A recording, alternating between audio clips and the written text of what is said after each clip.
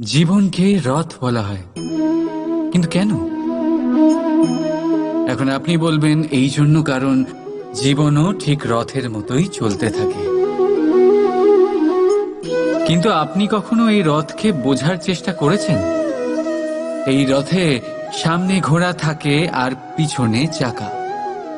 এই ঘোড়া হলো আপনার কর্ম, আর এই চাকা কর্মফল। এই ঘোড়া যেখানেই যায়, রথের চাকাগুলি সেখানেই এগোতে থাকে। যদি আপনার ঘোড়া অর্থাৎ আপনার কর্ম শুভ সহজ পথে চলে, তাহলে আপনার যাত্রাও আনন্দময় হবে। যদি কুকর্মের খারাপ পথে চলেন, তাহলে আপনার যাত্রা খানা খন্দ দিয়ে ভরে যাবে। আপনার কর্মগুলিকে ঘোড়ার মতো নিয়ন্ত্রণে রাখুন। ফলের চাকা সর্বদাই আপনাকে মধুর পরিণামী